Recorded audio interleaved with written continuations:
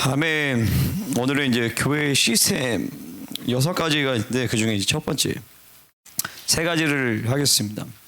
원래는 이제 진리체계와 영예체계, 중보체계 이 3가지가 가장 본질적인 시스템이에요. 우리가 성막에 들어가면 3가지 기물이 있죠. 진설병과 그리고 메노라와 또 뭐가 있어요? 분향단이 있죠. 이 3가지가 사실은 교회의 다 모습을 나타내 주는 것이. 진설병은 진리 체계를 보여주는 것이고, 그래서 진리에 대한 초점을 할 때 교회는 진리의 기둥과 터라고 이야기합니다. 그 다음에 메노라는 또 이거 영의 체계를 얘기해 주는 것이요. 그래서 영의 체계에 대한 초점이 있을 때 교회를 사도적인 센터라고 이야기합니다. 그 다음에 분향단, 이건 중보를 얘기해 주는데 중보에 대한 초점을 할 때 교회를 뭐라고 하냐면 만민을 위하여 기도하는 집이라고 이야기합니다.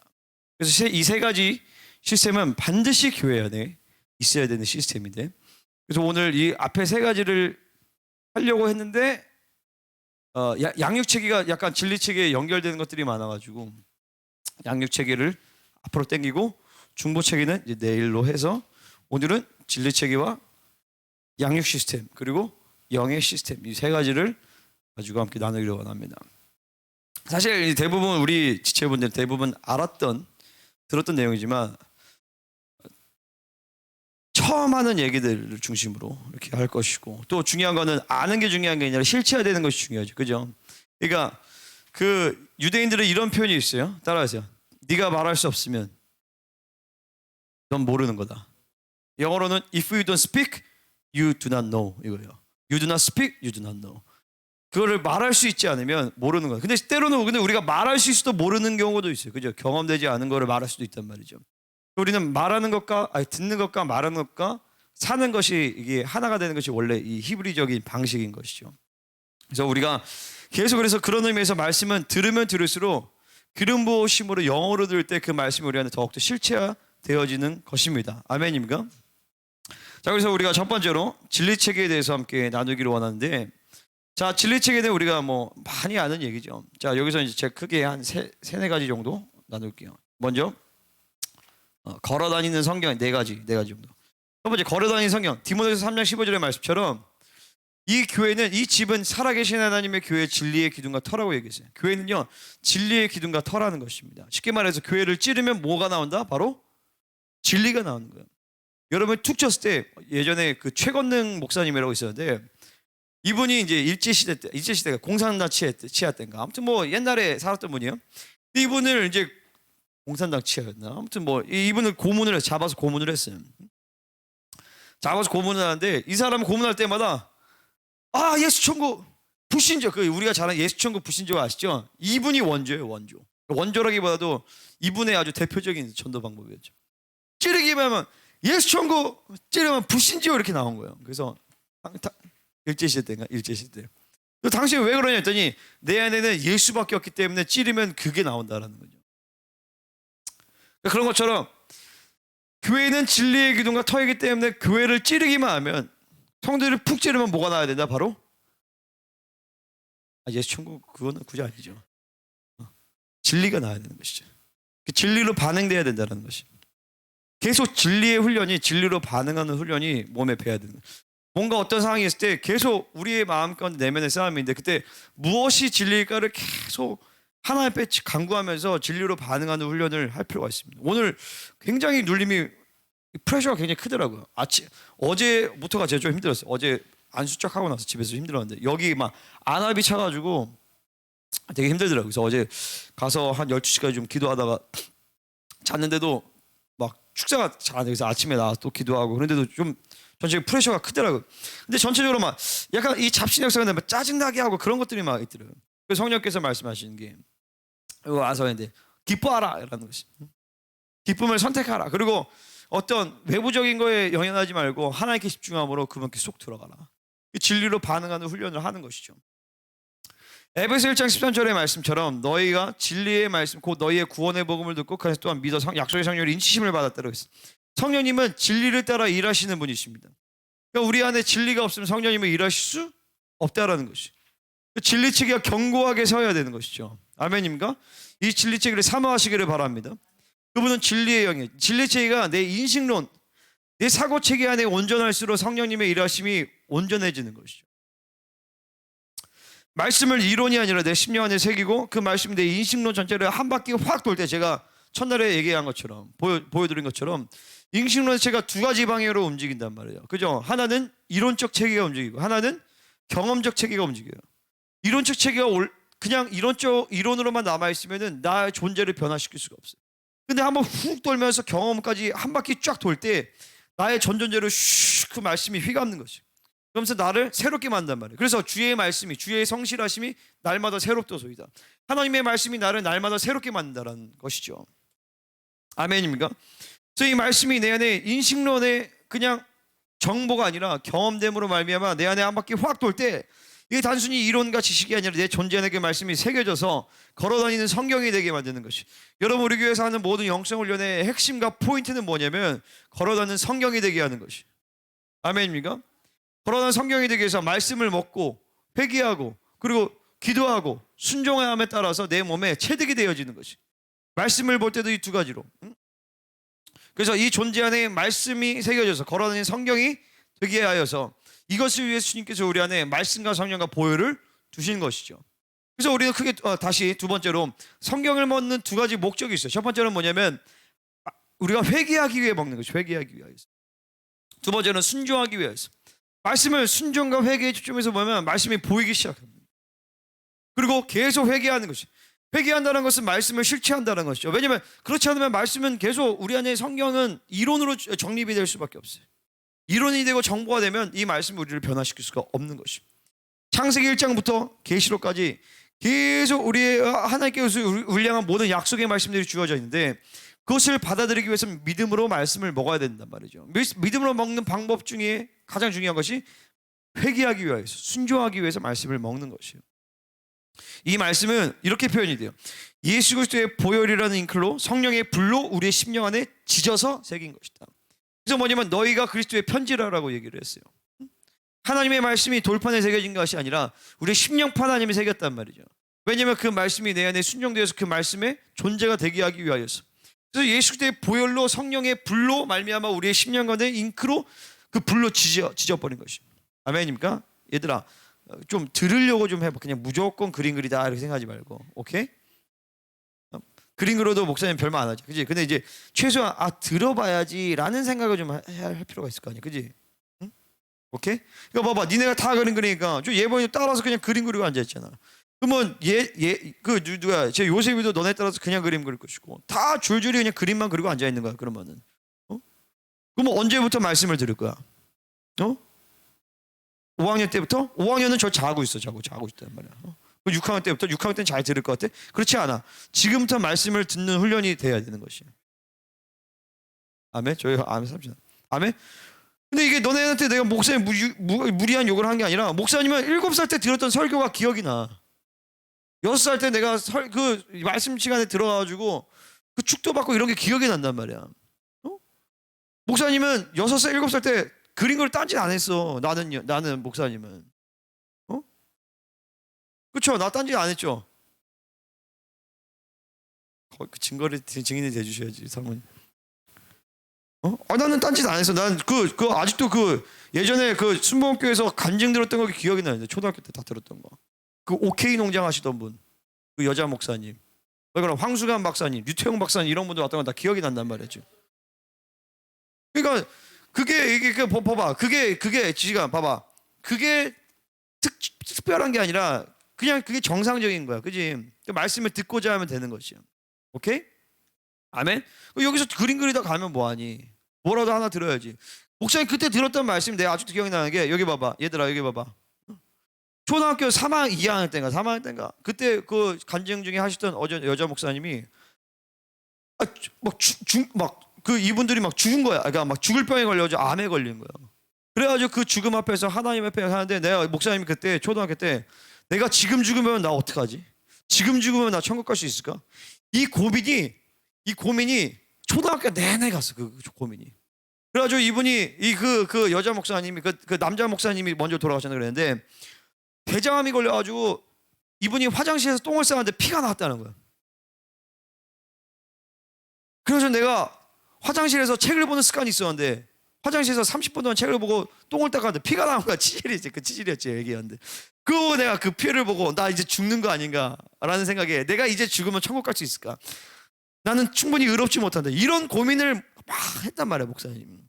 그러다가 그게 이제 어디서 터졌냐면 초등학교 4학년 때 그렇게 살다가 야 그러면 천국 가려면 왜냐면 예수님을 믿음으로 말면 내가 의롭다 하시는 만다 이런 개념이 없었기 때문에 성경 말씀에 대한 지식이 없었기 때문에 그래서 그냥 그러면 내 인생을 드리면 내가 선교사로 살고 내가 순교자가 되면 최소한 구원은 받겠구나 라고 해서 그때 초등학교 4학년 때 순교자가 돼야 되겠다라는 생각을 한 거야 목사님이 그때. 그래서 그게 어디서 풀어지냐면 20살 때 21살 때 복음이 정확히 들어오면서 이게 확 풀어져. 근데 그 씨가 언제 부러졌냐면 초등학교 2학년 때가 3학년 때 그때 일단 간증해서 그게 구원에 대한 그게 들렸던 거야. 그게. 그러니까 오늘 이렇게 듣는 말씀이 너희들의 인생을 어떻게 변화시킬지 모르잖아, 그지? 할렐루야. 그러니까 듣고자 할 필요는 있다. 하다가 너무 지루하면 한 번씩 끄적끄적 해가지고 우리 뭐 졸라매도 그러고 할 수 있겠지만 일단은 듣고자 하는 자세와 태도의 중심은 좋은 것 같아, 안 좋은 것 같아? 좋은 것 같아, 안 좋은 것 같아? 좋은 것 같지? 그런 자세를 한번 가져보자고. 오케이? 할렐루야? 아멘? 아멘? 영현이도 아멘? 아멘. 아멘 한 거지? 그래서 그러니까 어딜 가나 예수가 보이게 돼 있어요. 성경을 보면요. 창세기 1장부터 계시록까지. 창세기 1장에서 하나님께서 천지를 창조하시는데 말씀으로 창조. 그 말씀은 요한복음 1장에서 말씀 되신 예수 그리스도구나. 창세기 그리고 뭐예요? 인간이 타락하자마자 짐승을 죽여가지고 가지고 습해서 그 예수님의 속죄사를 보여주는 것이고. 창세기 22장에서 아브라함이 모리아산에서 이삭을 바치라. 이삭을 바치. 그거 예수님의 그것도 예표구나. 요셉이 은 20냥에 팔려와서 은 30냥에 팔려온 예수님의 예표구나. 그죠? 그다음에 여호수아가 가나안 땅을 다 정복해가지고 안식 그거를 다 유업으로 나눴죠. 이거는 우리에게 안식을 주시는 예수님의 모습이구나 라고 예수님을 성경 전체에서 계속 보면서 그분을 따라서 회개하고 순종하고 그 말씀의 그 약속의 말씀을 계속 믿음으로 받아들이게 되는 것이죠. 세 가지 성경을 읽는 방법이 있습니다. 첫 번째로는 따라서 personal reading, 개인적인 읽기요. 이것을 보통 QT라고 하죠. quiet time. QT가 무슨 뜻이냐면 quiet time이에요. 혹은 어떤 사람은 quality time이라고 하지만 quality time이라고 하는 사람도 있죠. quiet time으로 알죠? quiet time. 이게 뭐냐면 하나님과 어떤 최소한의 시간은 보내자라고 하지만 그렇게 개인적으로 말씀 먹는 것이요. 근데 너무 여기에 치우치면 자기 해석에 빠질 수가 있어요. 자기 복음 쓸 수 있지만, 근데 그럼에도 불구하고 유익한 성경 읽기요. QT나 개인적 성경 읽기를 많이 하시길 바랍니다. 두 번째는 뭐냐면은 이제 목회적 읽기가 있어요. pastoral reading이라고. pastoral reading. 목회적 읽기. 이제 개인적으로 말씀을 먹고 그러다 보면요. 말씀이 풍성해지면서 이제 다른 영혼을 말씀을 줄 수 있는 어떤 상태가 돼요. 그러니까 하나님이 그렇게 맡기신단 말이에요. 그러면 하나님께서 말씀의 사역을 시키시는 것이에요. 이게 저는 내가 공식적인 공식적이라도 정기적으로 말씀을 전파하기 시작한 것이 21살 때 우즈벡에서 시작이었어요. 20살 때도 캠퍼스에 설교한 적이 있었지만 21살 때 그랬고 갔다 오고 나서는 정기적으로 내가 말씀을 가르치는 시간들이 지금까지 계속 쭉. 그러니까 이것만 해도 벌써 10몇 년인 거예요. 이 pastoral reading이 다른 사람들에게 생명의 양식을 전해주기 위해 말씀을 먹는 것이죠. 물론 첫 번째는 자기가 먹기 위해서 먹지만 이것이 먹다 보면요, 이게 본인이 아니에요. 이 기름 부심이 확 돌면서 이거 누구도 같이 나눠줬으면 좋겠다. 이런 게 막 움직여요. 그러다 보면 막 말씀을 전하게 된단 말이에요. 그럼 말씀을 전하다 보면 내가 대학교 때도 나랑 같이 밥 먹으면 무조건 내 설교를 듣게 돼 있어. 계속 설교하다. 그러면 진짜 같이 밥 먹다가 우는 애들도 많았고, 말씀 듣다가 울고 그런 애들도 많았고, 그리고 소그룹 이렇게 모임했을 때도 그때도 이제 말씀을 전하고, 이게 자연스럽게 내가 말씀을 먹고 말씀이 풍성해지면은 하나님이 그렇게 말씀의 필드를 주세요. 그러면서 말씀을 먹을 때 설교의 포인트를 알게 하시고, 이거는 이런 상황에서 이 사람에게 줘야 되는 말씀인 거다. 그 말씀대로 먼저 경험하고 살게 하시고, 이게 목회적인 리딩이에요. 세 번째로는 바로 크리티컬 리딩이라는 것이에요. 비평적 읽기인데 이것은 좀 더 나아가서 이제 본문의 의도를 파악하는 것이. 본문의 의도를 파악. 예를 들어서 이제 로마서의 의도는 무엇인가? 성화에 대한 말씀인 것이. 그리고 뭐 룻기에 대한 의도는 무엇인가? 룻은 뭐 여러 가지로 볼 수 있겠지만 어떻게 하나님의 기업이 회복되는가 이런 것들을 보는 것입니다. 하나님의 의도와 함께 예를 들어서 로마서를 초점한 하나님의 의도와 함께 저자인 바울의 의도를 파악하면서 읽는 것인데 이거는 이제 쉬운 작업은 아니죠. 그죠? 일반 우리 성도분들이 하기에는 쉬운 작업은 아니에요. 목회자들도 쉬운 작업은 아니죠. 근데 하지만 감사하게도 이거는 이제 우리 교회에서 이제 뭐 이제 제가 할 수 있는 영역이죠. 현실적으로 쉽진 않아요. 이게 모든 성들이 이런 비평적 크리티컬 리딩을 할 수 있는 것은 어렵지만 최소한 우리 모든 성도들은 목회적인 리딩까지는 할 수 있어야 된다는 것이. 내가 의도적으로 하려고 하는 것이 아니라 계속 말씀을 계속 먹다 보면 그리고 말씀을 들을 때 일단은 여러분들이 그런 기본적인 자세가 있어요. 이 말씀을 단순히 내가 개인적으로 먹을 뿐만 아니라 이 말씀을 난 가르치기 위해서 내가 먹는다.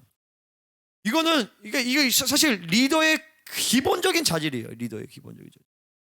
뭔가를 딱 되면 일단 기본적으로 어떤 마음이 들어가냐면 이거 내가 잘 정리해서 내 걸로 소화해가지고 다른 사람들 가르쳐줘야 되겠다. 그래서 내가 하나님 앞에 이 말씀으로 쓰임 받아야겠다.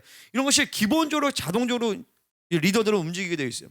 그래서 말씀을 그냥 말씀에 따라서 하나님의 말씀에 소비자가 될 뿐만 아니라 생산자가 되자. 이거를 영어로 뭐라 하냐면 프로슈머라고 하죠. 그죠? 프로듀스와 컨슈머를 합친 말이에요. 컨슈머는 소비하다. 계속 그냥 삭감만 하고 있는 거예요. 소비는요. 근데 프로듀스는 생산을 한단 말이죠. 물론 여기서 함께 모일 때는 하나님의 말씀 여러분이 말씀을 받는 존재예요. 그죠? 하지만 거기서 끝나는 게 아니라 내가 말씀을 주고 말씀을 선포하는 그런 존재다라는 것이 인식할 때 자동적으로 말씀을 받을 때 다른 차원에서 보게 돼 있어요. 그죠? 우리 선생님들은 알겠지만 선생님들은 뭐 할 때 똑같이 내가 공부하는 게 아니라 이걸 가르치기 위해서 말씀을 공부해야 되잖아요. 그죠? 근데 여러분이 가르쳐 본 사람은 알겠지만 그냥 내가 공부하고 배울 때보다 가르칠 때 훨씬 많이 배우는 것을 알게 돼요. 그죠? 그래서 모든 성도들은 다 pastoral reading이 돼야 되는 것이고 다 말씀을 가르치고 말씀을 선포하는 필드가 있어야 되는 것이에요. 그런 필드가 없으면 영적 성장이 멈춥니다. 영적 성장이 더 이상 진행이 안 돼요. 왜냐면 우리 영적 성장은 말씀과 연결해서 가는데 제가 이제 뒤에서 얘기하죠. 그냥 얘기하죠. 뒤에서 얘기해요. 그래서 이 목회적 리딩이 할 수 있도록 여러분들이 말씀에 대한 사모함을 가지고 하나님 나를 말씀의 교사로 쓰임받게 되게 할 수 없었어. 말씀을 전파하는 복음 전파자로 말씀을 가르칠 수 있는 자로 사도로서 선지자로 다 말씀으로 양육하는 사람들이잖아요. 그죠? 4가지 영의 체계가 다 말씀으로 양육하는 사람들은 그러니까 내가 말씀으로 사역할 수 없다라면 그 사람은 맨날 주구장창 평생도록 어린아이로 살 수밖에 없다라는 것이. 그러려면 목회적인 리딩, 그러니까 말씀을 사모하면 계속 풍성하게 먹어. 내 개인적으로는 말씀을 먹고, 그죠? 그리고 이렇게 선포되는 말씀을 소화하고, 그죠? 그러니까 한번 집회를 해서 말씀이 쭉쭉쭉 나와서 이것도 내가 원고를 아마 드릴 텐데, 그러면 그거를 그냥 처박아두는 건 아니라 소화하면서 이것이 완전히 내 안에 실체되도록 계속 훈련을 해야 되는 것이죠. 아멘입니까? 할렐루야. 잘 받아줬고 있어. 다 아주 그냥 우리 예보인도 다 공부하는 척 하면서 진지하게 열심히 그림 그리고 있지. 그지? 자, 그래서 우리는 이제 보통 3종류의 진리 체계를 우리는 보통 얘기를 합니다. 수평적 진리 체계. 성경 66권 건별에 대한 하나님의 의도를 따라서 진리를 체계화시키는 것이죠. 이거를 보통 이제 신학에서는 성경 신학이라고 얘기를 해요. 두 번째 수직적 진리 체계가 있는데 이제 소위 이제 뭐 신론, 인간론, 구원론, 교회론, 성령론, 기도론, 종말론 이런 것들이 있는데 이거를 제가 기회가 되면 언제 한번 하나씩 쫙 깰 거예요. 하나씩. 아직 준비가 덜 됐어요. 하나씩 쭉 깰 텐데 여러분 기회 사모하세요. 알마하세요. 성경 60 그리고 이제 지금 준비하고 있는 게 성경 개론을 준비하고 있어요. 성경 개론을. 성경 개론이 쫙 하면 이제 그냥 이게 그러면 여러분들이 이제 말씀을 다 가르쳐요. 지금도 사실 다 말씀을 이거 뒤에서 얘기하고. 세 번째는 주제별 진리 체계들이 있는데 뭐 특별히 이제 어떤 주제를 짜맞춘 거죠. 뭐 재정론, 내척주의, 킹덤 패밀리, 신앙의 기초, 신론과 기도, 한세 사람 뭐 이런 식의 진리 체계들이 이미 우리 교회는 셋업이 다 돼 있어요. 다 돼 있다고요. 우리 교회는요. 아직 성경 권별의 진리 체계들이 아직 셋업이 잘 안 돼 있지만 그건 시간 문제고 하나씩 하면 되는 것이고 또 기회가 되면 수직적 진리 한번 쭉 깨면 돼요. 이건 이제 보통 수직적 진리체계를 소위 이제 조직 신학이라고 얘기를 해요. 조직 신학이라고. 그 성도들은 말씀을 배우기만 할 게 아니라 가르치고 증거를 할 수 있어야 되는 것입니다. 왜냐하면 여러분이 제자이기 때문에. 여러분이 목자예요, 목자. 그죠? 엄밀히 말하면 성경에서 평신도라는 말이 없어요. 그냥 성도들 가운데서 탁 하나님이 리더로 세우면 그 사람이 목회자가 되는 것이에요. 근데 지금은 이제 이 한국 교회라는 토양 아래서 뭐 다른 나라들은 여전히 그런 식으로 가는 나라들도 있어요. 중국 같은 교회 특별히 목회자라는 컨셉이 별로 없죠. 근데 한국 같은 경우에는 이 신학교와 어떤 교단의 안수 이런 것들이 이제 있기 때문에 그렇지만 사실이 엄밀히 말하면 그렇죠. 나도 내가 신학교 나와서 내가 목사가 된 게 아니에요. 사실 근본적으로는요. 하나님이 나를 목회자로 부르셔서 교회 리더로 부르셔서 공동체 안에서 리더로서 내가 그래도 인정을 받은 거잖아요. 그죠? 인정하시죠? 내가 신학교 나왔다고 내가 뭐 그런 거 아니잖아. 그죠? 우리 좋은 애도 신학교 나왔는데. 그죠? 우리 예전에 김은희 전도사님 이런 분들도 신학교 나오셨던 분인데. 근데 그분들이 전도사님을 불렀지만 우리 교회에서 직임 어떤 임명된 목회자의 사역을 감당한 건 아니란 말이에요. 그러니까 나는 내가 신학교도 나왔지만 그래서 그런 게 아니라 이 교회에서 하나님께서 나를 목자로서 세우신 것이에요. 마찬가지로 여러분들도 다 평신도에 나는 죽을 때까지 평신도야가 아니라 만인 제사장설이에요, 여러분. 우리는요. 그죠? 김준희 씨 오셨네. 갑자기 환해지네, 공간이. 은지 어디 갔어? 은지 아빠 왔어. 빨리. 왜 그래?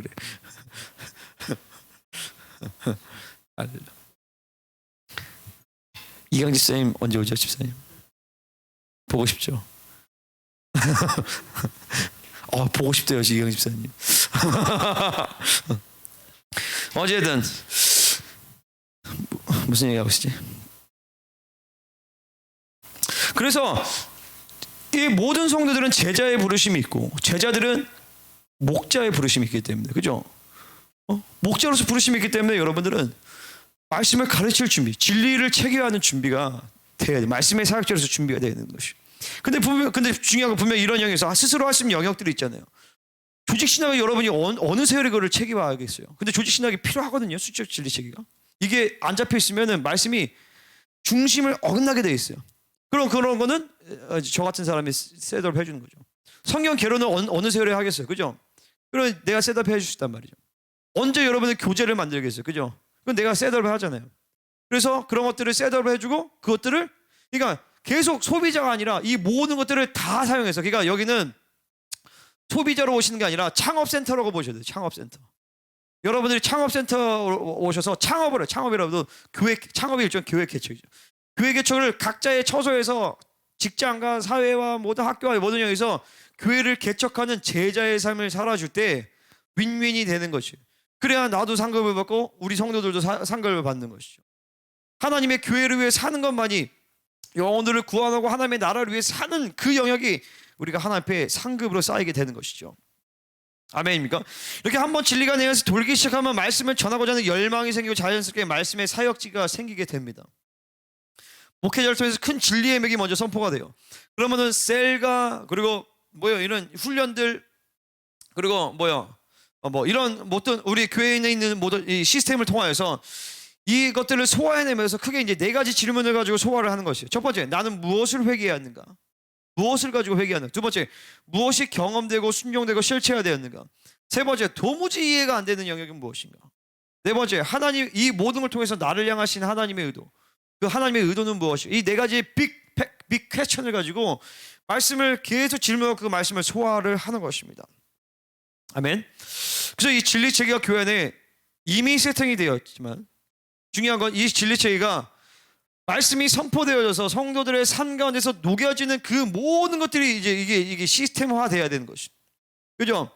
그냥 단순히 말씀을 선포되고 끝나는 게 아니라 이 말씀이 어떻게 보면 녹취록을 나올 수도 있는 것이고 피처링을 나올 수도 있는 것이고 계속 들으면서 셀 안에서 풀어지고 가정 안에서 가정 예배를 또 풀어주고 하면서 이 말씀을 가지고 한 주간 씨름하면서 전체적인 진리의 맥이 생기고 단순히 진리를 듣고 소화할 뿐만 아니라 내가 이거를 가지고 다시 내 전체적인 진리 측에서 체계화되어서 내가 다른 사람을 가르칠 수 있는 존재가 되는 것이죠.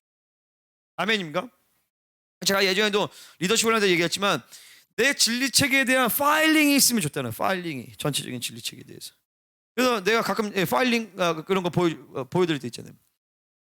성경 개론이나 이런 것들이 쫙 있고 주제별 진리체계 쫙 있어요. 내가 다 예전에 다 들었잖아요. 수직적 진리체계나 주제별 진리체계 쫙 해가지고 그러면은 한번 기도할 때 이것들을 쭉 말씀을 쭉 돌리는 거예요.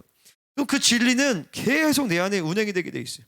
그러면 다른 거를 할 때도 그게 또 움직이고 또 하는 또 움직이고 하면서 내 안에 인식론의 체계가 점점 커지는 것이.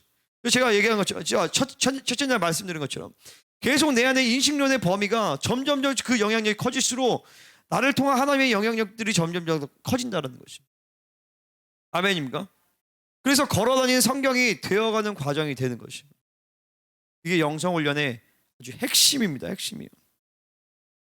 두 번째는 이 양육체계인데, 자 디모데서 4장 8절에서 이렇게 얘기합니다. 육체의 연단은 약간의 유익이 있으나 경건은 범사에 유익하니 금생과 내생의 약속이 있느니라. 아멘. 여기서 육체의 연단이라는 말은 뭘로 헬라어로 짐나지움, 그러니까 뭐요? 체육관이라는 뜻이에요. 그러니까 모든 성도들은 양육체계를 따라서 경건의 훈련을 받아야 되는 것이고, 모든 훈련에는 군대를 가시면 알겠지만 훈련생들이 있고 조교가 있고 훈육관이 있어요. 그래서 어떤 사람은 훈육관이 되고, 그죠? 나 같은 사람은 훈육관이 되겠죠.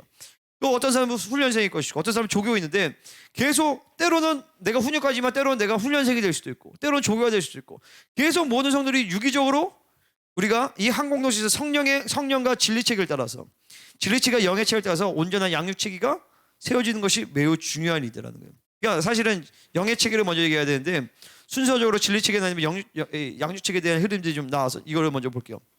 제가 우리 교회 양육체계를 세웠어요. 1안과 2안이 있어요. 1안은 뭐냐면 예전에 보여드린 것처럼 크게 세 가지 단계로 나눠지는 것이에요. 왕의 자녀, 왕의 후사, 왕의 신부. 자, 왕의 자녀는 셀 편성과 1대1 양육이 이루어집니다. 우리 교회는 1대1 양육이 지금 없잖아요. 그죠? 근데 1대1 양육을 이제 하는 거를 이제 가정하는 거예요. 훈련 교재는 신앙의 기초, 영성의 기초, 하나님 음성 듣기가 있고, 이때 기본 영성 훈련이 들어갑니다. 기도 훈련, 말씀 훈련, 순종 훈련, 이것과 더불어 신앙 점검표에 있는 것들을 이제 훈련하는 거예요. 이게 기본, 이게 처음에 왕의 자녀로서 우리 교회 기본적인 DNA를 심는 것이죠. 신앙의 기초 시리즈 교재가 다시 이제 거의 완성, 99% 완성이 됐는데 내용들이 많이 업그레이드가 됐고, 그때 마지막 7번째 교회 영광 파트에 있어서 이런 내용들이 다 들어가 있어요. 오늘 제가 얘기하는 것들이. 두 번째로는 왕의 후사 이 단계인데, 이때는 리더십 훈련과 사역 훈련이 같이 들어가고, 훈련 교재는 킹덤 패밀리, 킹덤 재정론, 내적 지유, 한세 사람 이런 게 들어가고, 이때 오중 봉사로 갑니다. 예배자, 사역자, 선교사, 말씀 사역자, 봉사자. 그죠? 대부분 우리 지금 기존 성도들은 대부분 요 두 번째 단계에 있다라고 보면 되는 것이에요. 이것이 어떻게 운영할 거냐, 그건 이제 나중에 차후 문제지만, 세 번째로는 이제 왕의 신부인데, 이것은 이제 리더십 훈련이 아니라 리더 모임으로 움직여요. 리더 모임. 지금 우리 교회는 수요 모임이 리더 모임 플러스 리더십 훈련에 아주 그냥 짬뽕으로 지금 모였단 말이죠. 일단 짬뽕이었죠, 우리 교회 상. 그리고 사역이 실전으로 들어가서 훈련 교재는 성경 개론 및 수직적 진리체계, 그리고 오중 사역에 대한 깊은, 그러니까 여기서는 가르칠 게 없어요. 가르칠 게 없고 그냥 동역자예요. 동역자에서 여기서 집사님 예언사역에 대해서 정리해 오세요. 책 딱 드리고 그 정리해 오는 거예요. 그리고 발표하고 같이 나누면서 교회적으로 세팅하고. 여기서는 오중 봉사가 아니라 오중 사역으로 오중 사역, 그러니까 사중 사역이죠. 사중 사역으로 실제적으로 이제 딱 배치가 되는 것이에요. 이게 1 아니에요. 지금 우리 교회 안쪽으로 이런 교재들은 다 준비가 됐고, 성경 개론이나 수직적 진리 체계는 그냥 한 6개월 정도 파면 제가 이제 세팅이 돼요. 성경 개론은 조금 시간이 걸리고, 이거는 또 하면서 하면 되긴 해. 근데 이제 아직은 요렇게까지 할 여력은 없어요. 우리 교회적으로 지금 할 사람도 없고, 대부분은 지금 두 번째 왕의 후사 단계에 있는 것이죠. 이게 1 아니고 2안은 뭐냐면, 궁극적으로는 2안으로 가야 되는데, 오자마자 하루에 2시간만 기도를 시키고 1년 동안의 성경 개론을 전체 하면서 성경 통독을 쭉 하게 하면서 1년간 성경 통독해서 스스로 말씀 묻고 기도하고 말씀을 전할 수 있는 준비를 시켜버리는 것이. 이게 처음에 교회 오자마자 딱 뜨거울 때 아싸리 이렇게 버리면 1년 만에 말씀 사역자가 됩니다. 왜냐면 내 경험상 그랬어요. 내가 처음에 생명사에 가자마자 2시간만 기도하고 그리고 그때 말씀의 사역의 장이 열려서 말씀 사역하고 그 다음에 우즈벡 가서 6개월 동안 약간 한 학기 있다가 우즈벡 가가지고 그때부터 또 이제 계속 사역한 것이죠. 그러니까 이게 가능해요. 이렇게 하는 것이. 그러다가 이런 사람들이 막 불이 붙었다. 막 청년 대학생들이 가가지고 캠퍼스에 교회 개척했다.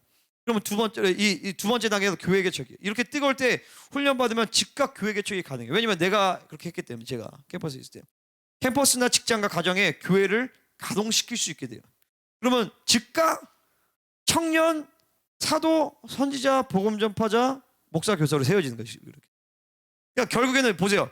우리 교회가 이렇게는 처음에는 가지만 결국에는 쭉쭉쭉 가다 보면 앞으로는 이 안으로 가져야 된다는 것이. 아멘입니까? 그래서 오면은 즉각 1년 동안에 6개월이나 1년 동안에 성경 한 번은 쭉 통독하고 이게 계시가 확확 풀어지면 보세요. 뒤에서 얘기할까요? 그러면서 이제 나오죠. 그럼 양육 방법론은 제가 보겠습니다. 기존의 성경 공부의 폐해를 제가 먼저 나눠드릴게요. 1950년대부터 70년대까지 미국이나 이런 데서 기존 제자 양육이 이게 유행처럼 들어와요. 그 유행을 타서 가장 성공한 교회가 강남의 사랑의 교회예요. 그 오카노 목사님이 미국에서 칼빈 신학교인가 칼빈대인가 아무튼 거기서 칼빈대였나 아무튼 거기서 이제 THM에 하셨나 아무튼 공부를 잘하신 분이에요. 그래가지고 미국에서 그거 프로그램 배워와가지고 사랑의 교회에서 1:1 제자 양육을 시킨 거예요. 그리고 이제 그 온누리 교회나 이런 것들 1:1 제자 양육 이런 것들 다 시켰단 말이죠. 근데 쭉 하다 보니까 70년대 90년대 와보니까 교회는 부흥했는데 성도들이 개판인 거예요. 그래서 90년대에 오카노 목사님이 세미나 하면서 이 제자 양육은 실패했다. 그 원인이 무엇이냐를 본인이 규명해서 발표를 했어요. 그게 뭐냐면은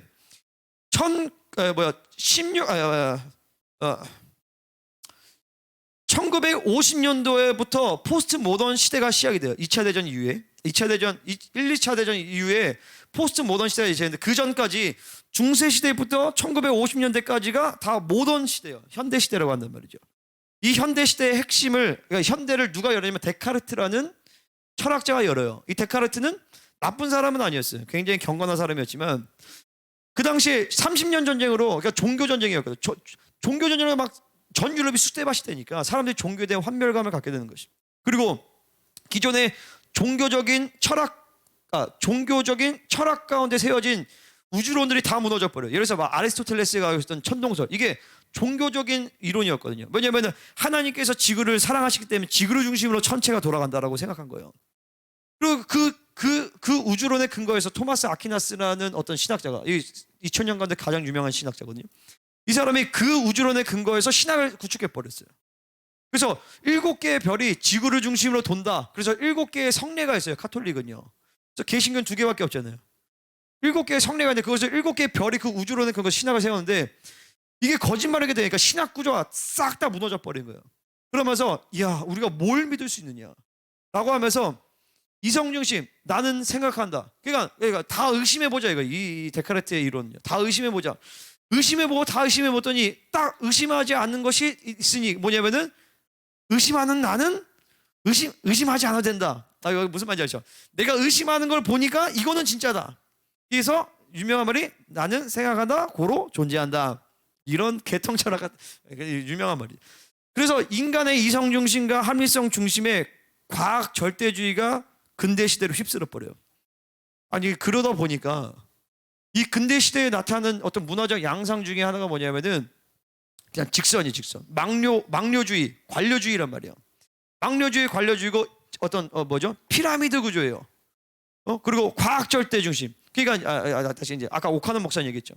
그래서 그 근대주의의 어떤 사상 중에 하나가 뭐냐면은 컴퓨터 이론. 인풋이 들어가면 좋은 아웃풋이 나오게 돼 있다. 그래서 좋은 인풋을 많이 집어넣으면 좋은 아웃풋이 나오겠다라고 해서 성경 공부를 지식으로 막 집어넣는데 교만해지는 거예요, 인간들이. 교만해지기만 하는 거예요. 예전에 이 목회자들만 알면 유명한 일화가 있어요. 뭐냐면은 사랑의 교회 그 진짜인지 아닌지 모르겠지만 그 사랑의 교회에서 가진 거 팔아서 가져와라 이렇게 얘기했대요. 근데 딱 한 사람만 왔대요. 근데 그 사람이 목사님 이렇게 해서 순종해서 왔는데 알고 보니 그 사람이 사랑의 교회 직계 제자가 아니라 여의도 순복교회 제자였던 사람이었어요. 이게 뭐냐면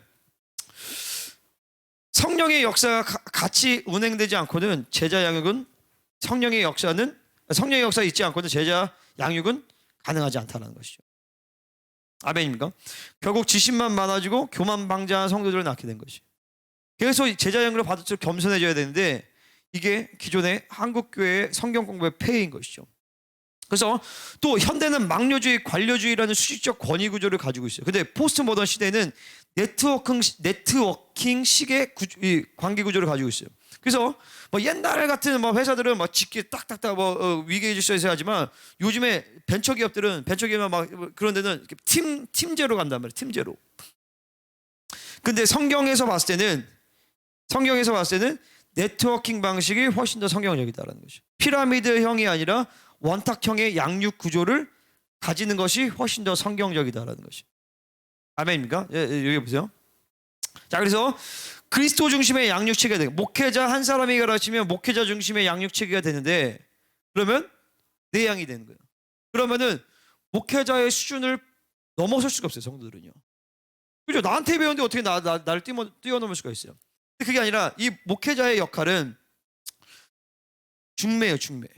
나에게서 직접 가르친 게 아니라 성령께서 가르칠 수 있도록 길만 열어주고 필요한 인프라를 구축해주고 나머지는 본인들이 성령 안에서 말씀을 먹고 성령이가 동행하면서 깨닫게 하는 것이죠. 그죠? 아멘? 그래서 주님은 베드로에게 내 양을 치라 했지 네 양을 치라 하지 않았단 말이죠. 우리는 오직 예수님의 제자입니다. 아멘입니까? 자, 이것이 그래서 어떻게 중매하느냐? 질문을 잘해야 돼요. 질문을. 말씀을 그냥 다 일일이 가르치는 게 아니라 질문을 해서 대답할 수 있도록.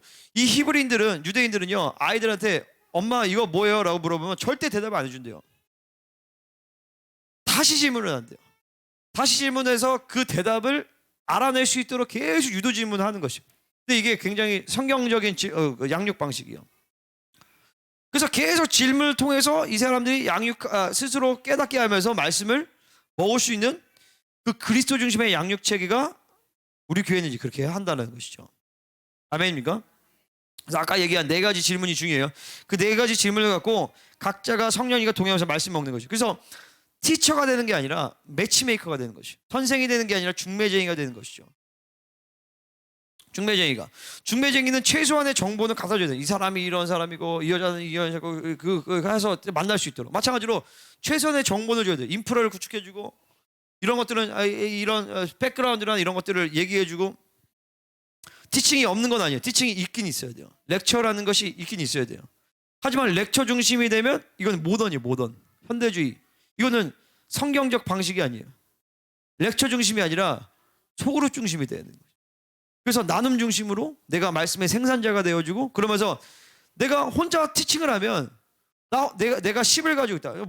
목회자니까 한 20 정도 되겠죠. 일반 성도가 10이라고 하면 나 20 정도 된다. 20만 줄 수 있는데 그게 아니라 20을 주고 이 사람들이 각자 10씩 또 나눈다. 10명이서 하면은 벌써 120을 갖게 되는 것이죠.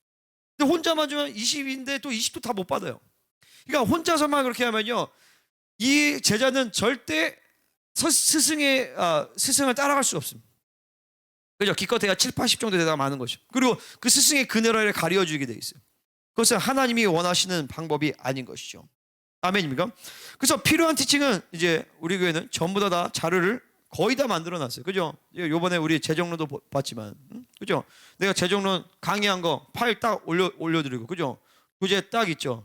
그 다음에 뭐 필요하면은 본인이 공부하고 필요하면 강의 그냥 본인이 들으면 돼요. 그리고 두 사람이 짝져서 같이 얘기하고, 문답식으로 서로 구두 테스트하고, 그럼 내용 숙지 되죠? 그리고 가지고 나서 나누는 거예요. 오늘 일과를 하면서 무엇을 회개하셨습니까? 하나님이 무엇을 얘기하셨습니까? 무엇이 실체화됐습니까? 무엇을 순종했습니까? 그러면서 막 서로 여러 가지가 나눠질 거 아니에요. 그러면 계시가 풍성해지면서 내가 할 거는 별로 없어요. 그런 식으로 하면 여러분 모두가 다 인도를 할 수가 있는 것이에요. 그게 재정론이지만 재정론뿐만 아니라 신앙이 추가될 수도 있고. 그래서 1:1 양육이 가능하다는 것이에요. 왜냐하면 강의도 이제 유튜브에 이제 올리기만 하면 돼요. 올려놔주고 교재 있죠. 그리고 서로 문답식하고 질문만 서로 받아주고 내가 이렇게 이거 갖고 살아왔는데 이런 실체의 포인트가 있다. 그죠? 이 정도는 본인이 실체화는 시켜야 될 거 아니에요. 본인이 실체 없이 가르치면 사건이 된단 말이에요. 그러면서 스스로 먼저 말씀 앞에 씨름하면서 막 할 때 굳이 내가 필요 없잖아요. 그죠? 내가 필요 없는 거예요. 목사님이 필요 없어요. 그냥 본인이 말씀 갖고 씨름하면서 내가 이런 포인트 잡고 또 다른 사람 양육할 때 이런 것들도 나누면서 또 스스로 배우기도 하고. 아멘입니까? 그럴 때 누구도 다 양육을 할 수 있다는 것이에요. 그래서 주님이 이렇게 얘기하세요. 나를 믿는 자는 내가 하는 일을 할 뿐만 아니라 나보다 더 큰 일도 하리라. 이게 제자 양육의 기본 원칙입니다. 원칙이에요. 예수님은 제자들에게 성령이 오시면 주님보다 더 큰 일을 한다고 했어요. 실제로 예수님은 팔레스타인에 한정되게 사역을 했지만 12사도들은 전 세계를 다 뒤집어 엎어버렸어요. 베드로의 설교 한 번에 수천 명이 구원을 받았단 말이죠. 이게 제자양의 기본 원칙이에요. 왜냐하면 정상적인 제자 훈련은 스승보다 크게 되는 것이에요. 그래서 제가 아는 어떤 교회에서는 제자가 교회 개척을 할 때 그 목사님이 안수려줘요. 나보다 7배나 더 강력한 능력이 임할지어다. 아멘입니까? 우리도 여러분이 제자 어디 직장이나 해서 교회 개척한다. 그러면은 안수지. 하나님 나보다 7배 얼마? 10배, 20배 더 강력한 지혜와 능력과 기름 부음으로 임하여 주시옵소서. 아멘. 여러분이 나한테 배울 때 목사님 정도만 돼야지라고 생각하면 절대 안 됩니다. 나를 뛰어넘어야지. 그죠? 그렇지 지원아. 목사님 뛰어넘어야 되는 거야. 나를 뛰어넘어야 돼. 나를 안 뛰어넘을 거면 여기 있을 생각을 하지 마. 김영현 알았어? 뭘 알아? 알았어? 그렇지? 그런 마음을 가지고 그냥 나를 밟고 넘어가겠다 이게 아니라 그죠? 이게 정상적인 제자라면 스승의 어깨 위에서 올라가야 되는 게 정상적인 것이에요. 그것이 스승에 대한 배려인 것이죠. 막말로 나 정도 되는 사람 되려고 뭐 못하러 돼 여기 있겠어요. 그죠? 나보다 훨씬 뛰어난 사람이 돼야 가르치는. 여기 집중해 주세요. 자리에 앉으시고 집중. 여기도. 이게 지극히 정상적인 제자 훈련인 것이에요. 아멘입니까? 그래서 나도 그랬어요. 하나님이 감사하게도 좋은 스승들을 많이 주셨는데 그 스승님들을 그렇잖아요. 제가 어제도 얘기했지만 호랑이가 고양이한테 배워서 고양이 잡아먹어야겠지. 그런 마음을 가지고 있으면 다 못 배워요. 겸손하게 딱 무릎 꿇고 고양이님 내가 호랑이지만 모든 것을 다 배우겠습니다. 그러면 나무 타는 법도 배웠을 거 아니에요. 그죠? 그렇게 겸손하게 엎드리면 그런 사람들이 스승을 뛰어넘는다고 해서 스승이 질투하지 않습니다. 여러분 아버지는 자식을 질투하지 않아요. 어떤 아버지는 자식을 시기하기도 하지만 정상적인 아버지는요 자식을 시기하지 않습니다. 오히려 하나님이 내게 주신 말씀과 이런 모든 사명들을 그걸 뛰어넘어야 되는데 그걸 뛰어넘지 못한다. 그게 스승이 우상이 돼가지고 거기에 벽에 걸려 넘어져서 그 이상을 못 뛰어넘다. 그러면 죽어야 되는 것이. 알았지? 그러면 난 죽어야 되는 거야. 그렇잖아요. 뛰어넘어야 되는데 저 사람은 못 넘어나. 그러면 하나님이 그 사람 죽여야 돼요. 스승을요. 그러니까 나를 안 죽이려면 뛰어넘어야 된단 말이죠. 뛰어넘어야 돼요. 아멘입니까? 이럴 때 어디서든 누구나 다 교회 개척이 가능하다. 교회를 개척하는 것은 특별한 것이 아니라 초대교회 성도들의 마땅한 그냥 삶의 방향성이었어요. 그래서 무명의 그리스도인들을 통하여서 수많은 교회들이 개척이 되면서 복음이 그렇게 빠른 시간에 퍼졌던 것이에요. 자, 이제 유튜브를 통해서 강의가 또 제공이 되고 교재를 무료로 배포하고 이제 양육자가 코디네이터로서 성령이 인도하시면 잘 받으면 양육할 수 있어요. 여러분이 소화하고 코디네이터가 되는. 그러니까 내가 티처가 되면 부담이 되잖아요. 그죠? 그게 모든 거를 내가 어떻게 달았죠? 목사님은. 근데 강의가 다 있고 포인트만 잡아가지고 코디네이팅만 하면서 조정만 하고 질문 받고 서로 나누기만 하면 누구나 다 하죠. 그죠? 아멘입니까? 그렇게 되면 내가 중매만 되면 되기 때문에 보세요. 그림이 그려지죠? 유튜브를 통해서 강의가 제공되어지고 교재를 무료로 배포하고 그리고 어떻게 인도할지 그리고 이게 본인이 소화해야 될 건 하지만 그러면 전 세계에서 다 양육이 가능해요. 전국과 전 세계에서 다 교회 개척이 가능합니다. 중국이나 이런 데서 이 지하교회들이 빨리 개척된 것은 뭐냐면 이 사람들이 예수를 믿자마자 교회를 개척해서 빨리 된 거예요. 이런 신학교 가지고 이러면 교회 같지 않아요. 왜냐면 신학교 가서 신학 배우면 신학이 다 죽어버리거든요. 예수 믿을 때 딱 그때 딱 때가 올 때 그때 불을 딱 붙여가지고 교회처럼 막 시키면 그 교회처럼 막 되는 것이. 그래서 교회 와서 우리 그죠 집사님도 우리 교회 처음 왔을 때 그때 엄청 뜨거웠잖아요. 지금 많이 식어졌다 다시 다 뜨거워지고 있지만 그죠? 이때 딱 불을 붙여가지고 교회처럼 막 시켜버려야 되는데 그러면은 이제 전국에 전 세계 이 유튜브나 방송 사역을 통하여서 코디네이터만 딱 중간에 잡아줄 수 있는 사람들만 세우면요, 이거는 뭐 수십 개 수백 개가 아니라 무한대로 교회 개척이 가능합니다. 무한대로 영어로나 이런 것들로. 여러분 잘 모르겠지만 전 세계의 목회자들 가운데서 제대로 양육을 받고 훈련을 받은 우리 아이들 앞으로 앉아요. 강건이도 오고 우리 요셉이 빼고 은지야 저기 가. 그치? 강건이도 앞으로 오고.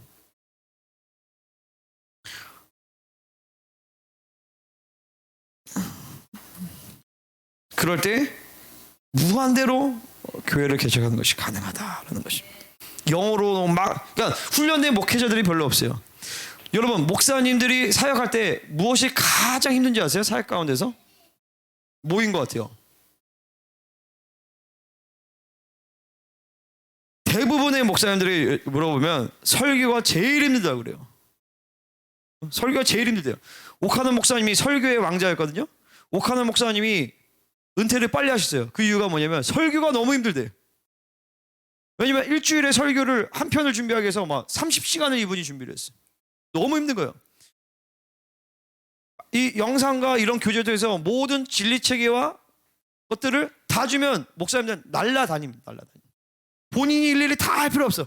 성도를 좀 훈련시켜서 코디네이팅만 하고 그 다음에 이렇게 하셔야하면은 그냥 자연스럽게 성장하는 거예요. 자연스럽게 천국 누르기 막 부풀듯이 자연스럽게.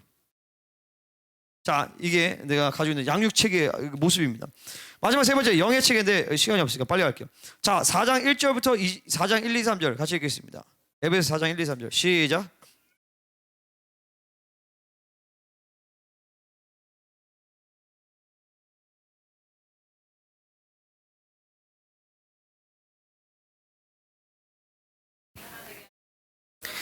아멘. 첫 번째, 이 영의 체계가 나타나기 전에는 먼저 하나가 되어야 된다는 것입니다.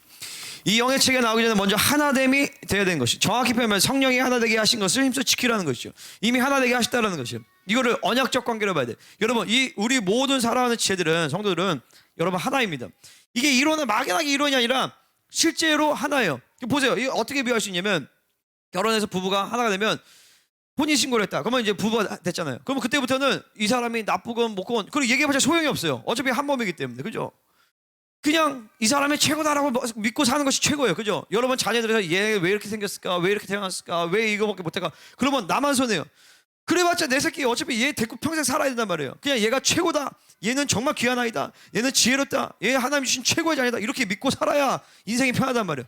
마찬가지로 교회 안에서 다 서로 불편할 수 있는데 이 사람 가지고 이 사람 왜 이래 저 사람 왜 저래 이렇게 살면 서로 피곤한 거예요.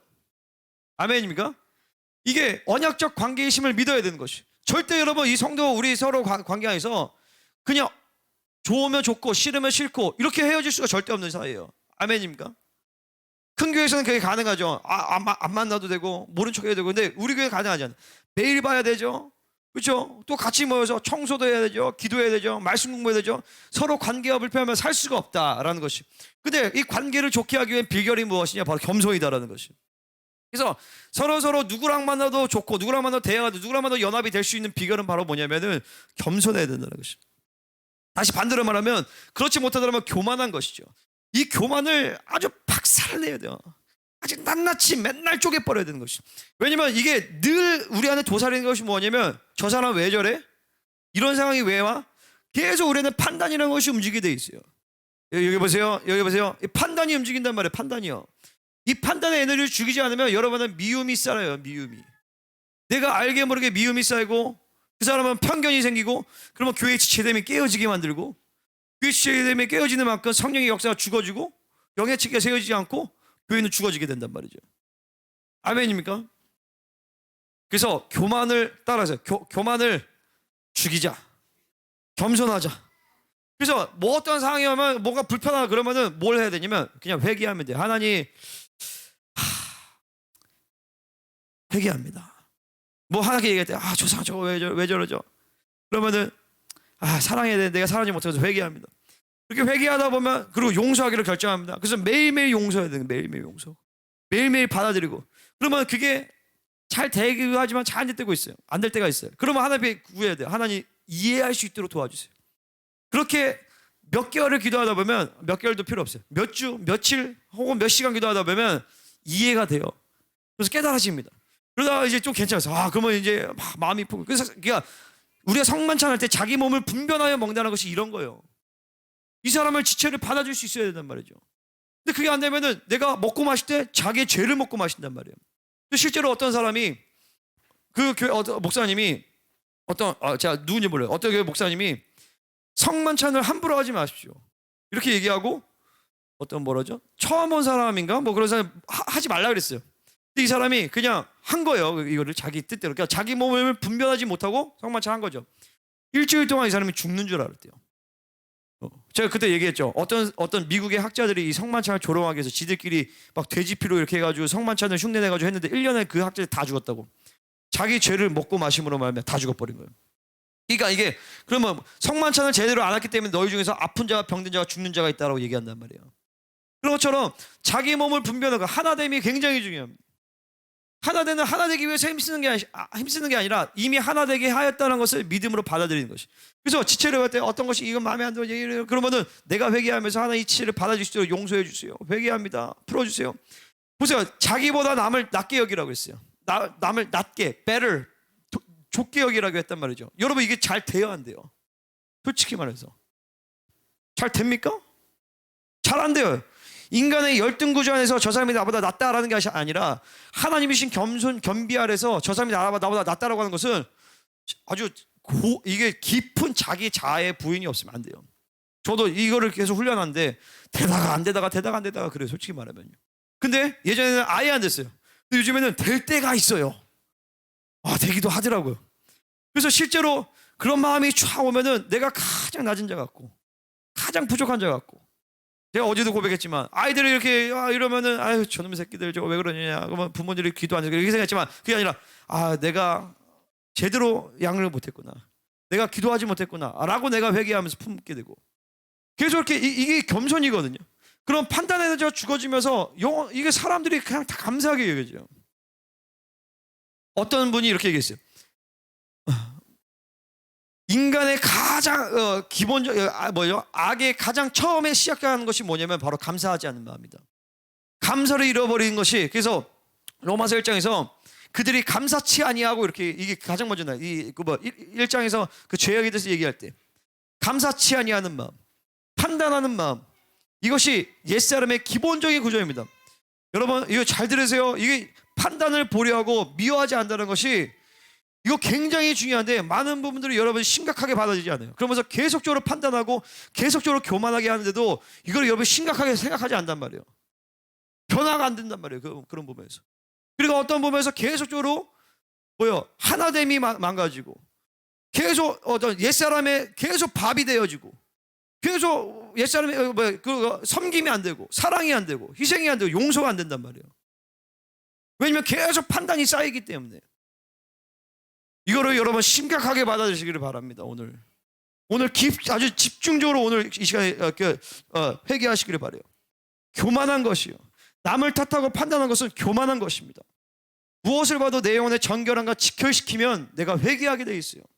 저 사람 왜 저럴까가 아니라 저 사람을 보니 하나님이 나에게 말씀하시는구나. 저 사람 꼴 보기 싫구나. 하나님이 나보고 꼴 보기 싫다고 하시는구나. 내가 회개해야겠다. 그러면 내가 바뀌어지고 내가 회개가 되어지면 아름답게 보여. 하나님이 나를 또 아름답게 보신다. 왜 이렇게 이기적이냐? 내가 이기적이구나. 하나님이 나를 그렇게 보여. 왜냐면 내 판단하는 그 내용이 내 안에 있기 때문에 그 판단을 받아들이는 거거든요. 아멘입니까? 그러니까 이 판단을 합당한 판단도 하잖아요. 합당한 판단이라는 건 없어요. 그럴 때 이제 4장 10절에서 내리셨던 영의 책에서 나오는데 내리시던 그가 그 모든 하늘 위에 오르시는 이는 만물을 충만하게 하라 하심이라. 자, 예수님이 죽으시고 부활하신 다음에 모든 승리를 이끄시고 자신을 믿고 따르는 모든 백성에게 하나님 전리품을 나눠주시는 것이, 그 전리품을 나눠주시는데 그 전리품을 나누시는 목적이 무엇이냐? 뭐예요? 만물을 충만하게 하라 하십니다. 이 충만하다는 것은 통일되게 했다는 것과 동일한 말이에요. 천상천하 모든 땅과 모든 것들을 하나님 통일되게 하시는데 그 통일되게 하시기 위해서 하나님께서 전리품을 나누시는데 네 가지 영의 체계를 나눠주시는 거예요. 여러분 거기 받았을까요? 안 받았을까요? 받았어요? 안 받았어요? 받았죠. 그래서 예수님이 왕 중의 왕, 황제로서 이 모든 세계의 황제로서 우주의 왕으로서 오시고, 이거 혼자 못 다스릴 수 있지만 혼자 안 다스리시고 리더십을 분배해서 분봉왕들을 세우시는데 그 분봉왕이 바로 사도, 선지자, 복음 전파자, 목사, 교사인 것이죠. 자, 여기서 이제 제가 한 가지 얘기할게요. 사중직이냐 오중직이냐. 제가 예전에 오중사역으로 얘기했는데 이제 사중직으로 바꿨어요. 왜냐면 다시 이제 제가 결론이에요. 뭐냐면은 헬라어로 보면 목사와 교사 배 정관사가 하나예요. 그러니까 헬라어 문법상에는 하나의 직분이면서 두 개의 기능을 얘기하는 거죠. 그러니까 그러니까 한 사람인데 목사하면서 교사인 것이죠. 예전에도 이걸 알았는데 내가 그냥 오중사역을 생각했어요. 왜냐면 5라는 숫자의 의미가 있기 때문에. 근데 제가 다시 어떤 책을 보면서 4가 맞는 거다라고 이제 결론이 된 게 뭐냐면은 이게 목사와 교사를 나누게 되니까 어떤 부작용이 생기냐면 목자의 신명이 없는 교사가 만들어지는 거예요. 그리고 교사의 실력이 없는, 교사적인 어떤 소양이 없는 목자가 만들어지고, 그러면 다 비정상이 돼버리거든요. 그러면은 그렇게 되면요, 이 목자는요 말씀 사역을 안 해도 돼요. 이 목자의 주된 기능은 영혼을 품고 사랑해주고 이런 거거든요. 근데 모든 사역은 다 말씀을 가지고 사역해야 되는 것이에요. 그러니까 목자와 교사는요 한 패키지예요. 그래서 이거를 하나로 하면 teaching shepherd다라고 이해할 수 있어요. teaching shepherd. 응? 요셉이 조용히 해. teaching shepherd, 가르치는 목자인 것이죠. 그래서 사실 목사라는 말도 없어요. 목자가 맞는 말은, 목사는 정약용의 목민심사에 나오는 얘기예요. 목자라고 하면 이게 벌써 딱 그려지는 이미지가 있잖아요, 그죠? 근데 목사라고 하면 그냥 목사죠. 어쨌든 이 인식론의 분리가, 목자와 교사의 이 인식론의 분리가, 여기 보자. 이 인식론의 분리가 잘못된 기름 부음의 분리와 직분의 분리를 양상시킨 거예요. 그러니까 이거는 하나예요, 하나. 인식론에서 목사와 교사가 하나가 될 때 기름 부음과 집중. 영적인 직분이 하나가 돼서 움직이게 되는 것이죠. 자, 그래서 이제 사중직으로 우리는 결론을 맺습니다. 자, 이 사중직은 물론 질서상 사도가 먼저나요. 먼저는 사도요, 둘째는 선지자 이렇게 나오지만 이것은 우월 관계를 보여주는 것이 아니라 이거는 질서를 보여주는 것이고, 다 모두 중요한 분봉왕들이요. 어떤 경우에 사도와 선지자를 더 우월하게 생각하는 사람들인데 절대 그렇지가 않아요. 목사와 교사가 없으면 교회 엄청 망가집니다. 복음 전파자가 없으면 영혼 구원이 안 됩니다. 피라미드식의, 그러니까 이렇게 생각하시죠. 사도가 중심이 되고 피라미드식의 구조가 된다. 이거 잘못된 구조예요. 여기서 말하는 사중사역의 구조는요, 피라미드식의 사도를 중심으로 모이는 구조가 아니에요. 다중 리더십의 구조예요. 물론 직임상 사도적인 직임을 갖고 담임 목사다라고 얘기할 수 있겠지만 실제로 교회 운영은 이 사중사역자들이 하나의 원탁형에 앉아가지고 때로는 선지자에게 기름 부으심이 확 임하면 선지자 형을 따라 나머지 다 사역자들이 상호 복종, 상호 협력해서 쭉 흘러가고, 복음 전사에 기름 부음이 딱 임하면 그 흐름으로 쭉 가고, 사도는 전체적인 것들을 쫙 규합하면서 이게 한 흐름으로 가게 하는 이 사중사역의 모습이에요. 원탁형이에요. 원탁형. 바울과 안디옥 교회가 피라미드식이었다면 바울과 바나가 파송됐으면 교회가 망가졌겠죠. 근데 바울과 바나바를 파송했어도 교회가 잘 굴러가요. 왜냐면 이 사중사역의 흐름 가운데서 교사가 있고 목사가 있고, 교사가 목사가 있고 선지자가 있고, 그러니까 그냥 자기네들끼리 또 잘 굴러간단 말이죠. 자, 이게 이 사중사역의 영예체계가 잘 셋업된 교회의 특징이 뭐냐면 누구 없어도 교회는 잘 굴러간다라는 것이. 그래서 담임 목사님이 안식년 갑니다. 그래도 교회는 잘 되는 거예요. 왜냐면 나머지 사중 사역자들이 또 세워서 말씀 선포하고 하면서 교회는 또 잘 굴러가고, 그죠? 선교사로 나갑니다. 그래도 상관이 없어요, 그죠? 그래서 나중에 제가 그리는 그림은 목회를 하다가, 물론 우리 목사님도 계속 사역하셔야죠. 우리 목사님 은퇴하신다라고 은퇴가 아니에요. 원로 목사지, 그죠? 나중에 되면 그 은퇴가 없으신 거예요, 저분은요, 그죠? 그냥 계속 사역하실 것이니까. 근데 보세요, 제가 이제 나중에 그리는 내가 왜 아베카를 왜 이거를 하려고 한다. 시간이 없네, 빨리 해야 돼. 왜냐면은 예를 들어서 이럴 수 있는 거죠. 어디 해외 선교지에 우리가 교회 개척을 하러 나간다. 3개월 동안에 예서 간다. 그러면은 몇몇 지체들, 사역자들 한 3, 4명 딱 하는데 사중사역이 딱 다 돼, 거기 안에서. 그리고 가는 거예요. 3개월이면 교회를 개척을 합니다. 센터를 세울 수 있는 것이에요. 근데 그 와중 가운데서 애들을 데리고 갈 거 아니에요. 애들 떼어놓고 갈 수 없잖아요. 근데 아베카라는 시스템이 있기 때문에 어딜 가든 스쿨링이 가능한 거예요. 그래서 내가 이 아베카라는 거를 기도하면서 찾아낸 거예요. 어디서든 스쿨링이 가능하기 때문에. 그래서 3개월 동안 교회를 딱 개척하고, 그리고 나머지 여기선 계속 중보하면서 여기 또 정상적으로 또 움직여요. 그리고 또 와서 또 재순환되고 또 다른 팀 파송하고 이러면서 여기 하고 여기 개척하고 연결돼서 네트워킹하고 개척하고 네트워킹 해가지고 우리 한 센터가 다 모든 걸 다 관할하는 게 아니라 센터를 세워가지고 다 다중 리더십으로 네트워킹식으로 교회 개척을 해서 주님의 오시기를 예비를 하는 것이죠. 아멘. 처음이 중요한지 처음 시스템만 딱 세워지고 이 교회만 온전히 세워지면요, 제가 그저 인터넷이 있죠. 그리고 모든 양육체계나 이런 것들이 다 백업이 다 교재가 다 있죠. 그리고 몇몇 가서 기름 부으시면 몇 개월 동안 쫙 풀어주면 금방 되는 거예요. 금방. 선교지는 더 빨라. 더 빠르다고.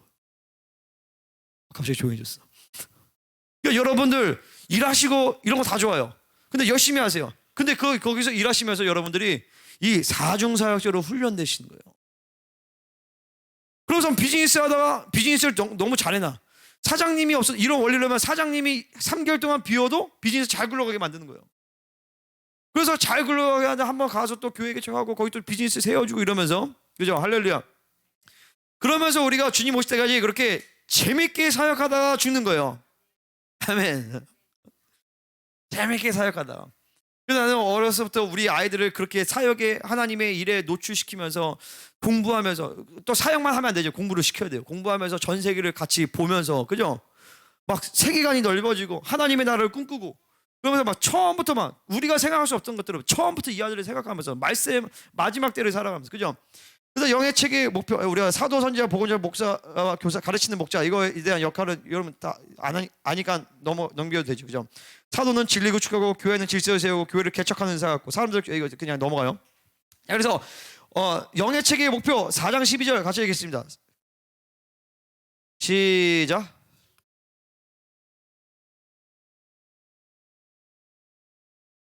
아멘. 첫 번째, 자, 이렇게 해서 뭘 하냐? 성도를 온전하게 만드는 것입니다. 거룩하고 흠이 없게 만드는 것이요, 거룩의 목숨 거는 사람으로 만들어 가는 것입니다. 아멘입니까? 교회 와서 뭐 여기 교회의 어떤 사역과 일의 부속품이 되는 것이 아니라 성도를 와서 봉사일을 하면서, 그리고 이런 5중 4중 사역의 어떤 구조가 안에서 내가 양육되고 훈련되면서 온전케 되는 것입니다. 두 번째로는 뭐요? 봉사일을 하기다. 예배자, 말씀 사역자, 봉사, 기부자, 선교사. 그래서 여러분 교회에서 봉사를 열심히 하시기를 바랍니다. 아멘입니까? 청소 명단이 내가 이제 완성이 됐어요. 오늘 발표할 텐데, 제가 어떤 원칙을 가지고 성경께서 기도하면서 뭐 여러 가지 뭐 있었지만 우리 지체들이 목사님 제가 이렇게 할게요라는 것을 적극 반영해가지고 이렇게 짰어요. 근데 중요한 그런 거죠. 봉사를 열심히 하세요.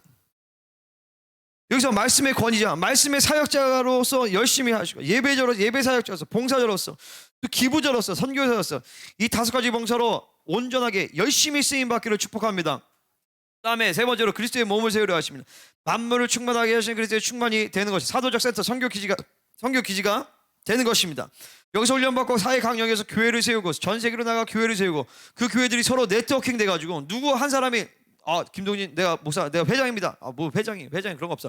다 코디네이터로 다 종들로 세워서 중매제가 되는 것이지 스스로 회장에서 거기 군림할 생각하지 마세요. 그러면서 다 연결 조인트별로 다 코디네이터 되어 전 세계가 막 교회가 쫙 네트워크가 되는 거예요. 그러다가 또 다른 네트워크가 만나서 또 그들과 우리가 함께 협력하는 것이고, 그죠? 하나님의 나라를 크게 봐야 되는 것이. 그냥 내 이름 내세우면 크게 안 돼요.